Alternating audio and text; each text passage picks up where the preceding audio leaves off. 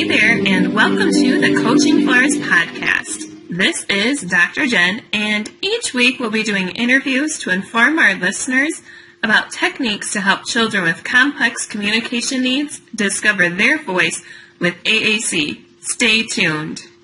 Hey there, you have already heard an interview with Aulanda as she shared her experience as a classroom teacher assisting children with complex communication needs discover their voice with AAC.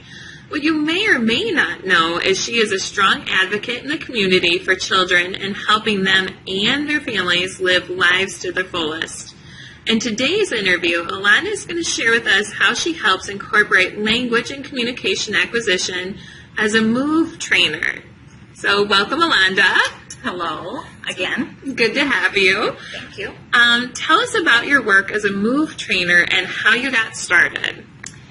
Sure. So back in 2005, the district's curriculum director brought on this new curriculum, this new program called MOVE, and it stands for Mobility Opportunities via Education. And so it was really geared towards our students with the most complex physical disabilities. So sometimes that would be a student who also has a cognitive disability, and that's kind of where we started with MOVE. And then as we learned more about it, it could be anyone with a physical disability, no matter what program they were in. And part of MOVE and being trained in MOVE is understanding how we can incorporate mobility to teach students with the most complex motor planning to sit, stand, walk, and transition. The district decided that it would be beneficial for our district to have a MOVE trainer right here so that we had a resource. Mm-hmm. And so I was asked to be trained, and I went to Bakersfield, California for a week. Wow. And became a trainer. It was a great opportunity for me. And I came back with just so much enthusiasm, and I couldn't wait to reach every single student with a physical disability and their teachers and paras and support people. And I began my work. And so the district kind of took it on as, start my classroom first, but as the needs arise, that I would go out into the classroom. So it's kind of evolved over the years, and every 3 to 4 years I get retrained so that I stay up and fresh on all of the information for instruction of MOVE.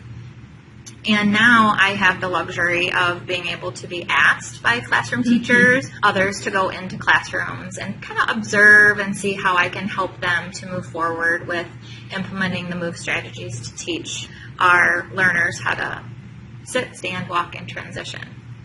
So what is the primary focus or goal when you work with children through MOVE?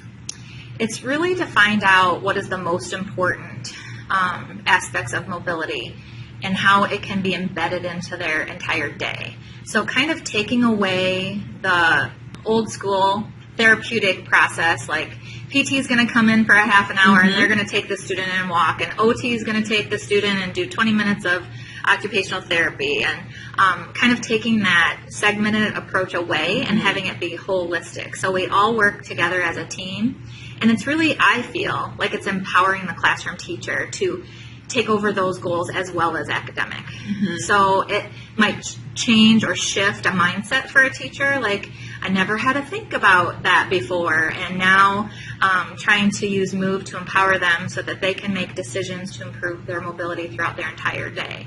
So a student may be working on walking or sitting up, and what areas within the entire day in their schedule could you work on those? Because our learners with the most complex needs take a lot more repetitions to learn. And so if they're only learning with the physical therapist twice a month, it may be years before they're able to show progress in an area. So if we as classroom teachers and paraprofessionals take that ownership that we can make a difference in their skills and have them embedded, we're going to see a lot more outcome.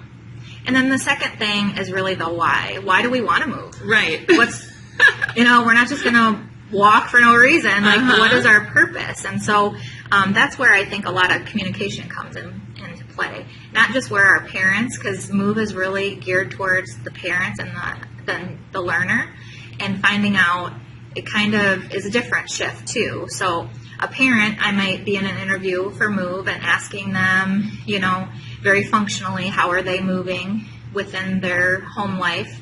Are they able to sit to use the restroom? Are they able to sit to put on their clothes? Can they stand to transition from chair to chair? Those sorts of questions, but then also finding out from the families, what is really hard for you? What kind of breaks your back? What is a struggle for you? And then finding out why we would want them to be more mobile. And then also sometimes we find out some information by interviewing those parents about, maybe they want them to be able to take them shopping. And that's really a struggle because to push their wheelchair and a shopping cart is just so hard. So how could we make that easier? And how can we teach the students skills to make that easier? And of course, we're not going to, at school, be pushing them around with a shopping cart and try to work on mobility skills, but with integrating the walking skills or the standing skills within our practice throughout the school day could then generalize to some of those skills that would be really important for the family to have at home. So finding the why, the purpose. For some of our students, it's way different. It's because I want to play at recess. It's because I want to go to lunch. It's because I remember having a student who looks really good in her power wheelchair, and she could zip around like no other. But when we talked to her about the philosophy of MOVE and why we wanted to teach her to transition from chair to chair and how that would help her in her future as she became older and heavier, this is what she said to me. She said, well, I want to sit in a chair just like everybody else during science. Wow. That was our why. Wow. So just because we as adults think they look really good and they're good, they're all right, doesn't mean that they don't have more. They want to be included more. They want to, do what everyone else is doing. And maybe that is simply just transitioning to a chair like everyone else is sitting in. Gosh. When I think of MOVE is the independence that child gains, that you brought forth the independence of the family too, and what opportunities can open up for them when the child has more independence, when they are able to just stand to get dressed, and that sort of thing. I also know through your work with ARC Advocates is you helped get adaptive bicycles and things like that too, so that children can even experience that part of life that maybe they wouldn't have been able to without that mobility. So equipment's super expensive, and so our lending library for ARC has really been helpful. But I think that's a big component of MOVE within the schools too, is we're using equipment such as pacers and gait trainers and standers and maybe even adapting a chair with special belts and things like that. But it's all meant to be removed. It's all, so when you think of someone who has maybe a disability with walking and they have a struggle, you think, oh, give them a walker and they're great. Well, that's static. That just is a replacement skill. So you're replacing their ability to walk with a walker. Our thought process with MOVE is really to remove as much as we can, as often as we can. You give them a piece of equipment such as a walker and you let them use that, but how do you get rid of it? How do you take that away? And, some simple things that I do within my instruction is, I don't think of it as all or nothing. So I have a student who may use a walker walking to lunch because they need that level of support. But when they walk to the computer, which is super powerful and motivating, they're able to walk unassisted for two steps. Nice. So knowing you can shake it up, or I've taken my students bowling, and so, throughout the course, they stand outside of any equipment to push the ball down the ramp. So, it just can be those little things just embedded within their day that can help them become more independent and see the success of mobility. Oh, that's so exciting. How have you seen your students grow through the work you've done as a MOVE trainer? Well, all students are different, and I think celebrating each student where they're at, I've seen lots of successes, whether that be really small or huge. I've had students who literally I observed in the preschool classroom scooting around on their back, using just their feet to scoot around backwards. And then after being in the program with MOVE and having the value of standing and walking and transitioning and movement, that by the time he was in 5th grade, he was motivated enough to be kind of doing this small jog in PE class. But to see a student transform was just really eye-opening for me. Mm-hmm. But then there's students who still rely on supports of walkers and gait trainers, but you still see the successes in that. So once put in a gait trainer with a seat and not being able to bear any of their weight, in a couple of years, maybe didn't need that seat at all then, and we're bearing all their weight. So celebrating each student's successes has been really, really good for me. And I think, knowing what I want to push for, empowering those adults and family members to know that it's okay, that just to try something. And it is possible. Mm-hmm. I think this is going to lead into your next question about communication. But communication probably is one of the biggest things that I've learned with working with communication and mobility together. I've had a lot of students who have become motivated to communicate by movement. Oh, wow. Tell me more.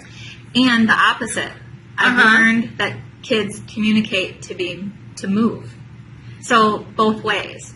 So one example, I remember a student of mine who is working on PECs. Okay. So very, very early stages of identifying pictures. Yeah. But very motivated. We found his trigger. We found his thing. Mm-hmm. And I was realizing he's wanting to communicate. He is definitely making a purposeful movement to give me this picture. But what I couldn't get is any movement from him. And so he didn't want to go anywhere, and he didn't want to do anything. Not very motivated. And so I started putting the pictures just out of reach.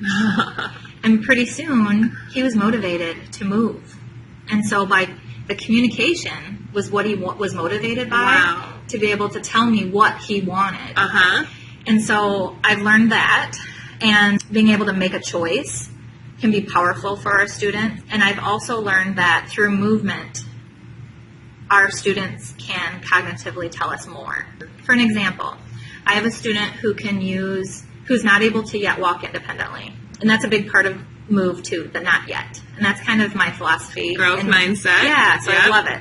So we start at the top with MOVE, and can they walk? Well, not yet. But can they do this? Not yet. And then it just keeps going down to where they're at. Yeah. This particular student needs handheld assistance, help with balance, but cognitively, man, she knows what she wants. She's like pulling us this way, pulling us that way. But generally, when we're helping her to walk, we are guiding her, right? Mm-hmm. We're kind of in control. So in order to give the power back to her, sometimes you need to give her back equipment. So if you give her a walker, which she's getting super good at, she's able to learn to steer it to go where she wants. But this didn't happen until she was using a stander. And it's called a dynamic stander, and it has big wheels on the side. And it allows them to propel like you would a wheelchair. Oh, yes, I've seen those. They have the really big wheels. Yes. So she can reach them while she's standing. Yes. Okay, yeah. So she's practicing standing and working on exercise and strengthening her body. But then she can be in charge of movement. And so she is propelling, and we used to use it in gym class because she could propel all over the place. Well, then we started using it when it was time to transition. And what we discovered is by giving her this piece of equipment that was intended to help her with her mobility, she's also able to be very powerful in telling me what she wants to do. Wow. So now she goes over to her communication and her schedule, and she will find computer like out of anything. She'll find the picture of computer, and man, if you don't catch her, she'll be wheeling herself as fast as she can to the computer. So even if that's bringing tears to my eyes. even if it's not what she's supposed to do at that particular time, she is telling me. And how do you say no to that? Right, I know. And so that's generalized a bit to within the building. So we're making a delivery, we're going to the office. Do you know where the office is? Let's find where the office is. And so by using mobility, she's able to find locations within the building independently of an adult. So sometimes by giving more equipment, more supports, you're able to take away some of that the dependence on an adult. Yeah. And that's where that communication comes in. Because every time she's going to turn into the computer lab. Every time. And then we learn other skills like saying no, not yet. Teachable moments. Maybe later. Yeah. That is so exciting. So my next question, maybe you've already addressed it, but do communication needs of the student ever come up during your sessions? And if so, how so? They always do. Because I feel like motivation is huge, when teaching any of our students, but especially students with the most complex needs. Sometimes we have to start where they're at, and we can't expect them to learn what we want until we meet them where they're at. Usually that's with motivators and things that are important to them. How do we know that it's important to them? We find out because they're able to communicate that it's important to them or move towards what's important to them. So giving them a voice that way. If we want them to pick what they want to do during centers, for an example, whether they're going to stand, whether they're going to work on sitting, whether they're going to use a piece of equipment like a stander or a walker, they can be in charge of all of that. Or an adaptive bike, like you mentioned earlier. Sometimes at recess they get to choose that. And so it goes hand in hand. And once they realize that they have power to communicate that to us, then it makes working on mobility so much easier. So I think they go hand in hand. That's so cool. They are interwoven, like you said. I've seen some of your reports, and we invite you out to look at a child for mobility. And in the report always comes up communication, and I think you're talking about their motivation and how we can use that in both aspects with communication and letting you know with movement what they're motivated by. So that's really exciting to see how interwoven the two are. Movement and communication, something I really haven't thought of before. And, when you have students who have limited movement, that comes into play with learning to interact with a device someday. So if they have fine motor issues and gross motor issues where they can only move a hand or they can only move a finger, that's going to impact how they communicate. So getting a good handle on their mobility can help you to lend to a appropriate communication system for them too. So maybe you're addressing my next question too, which was maybe some of the communication concerns that come up during your sessions.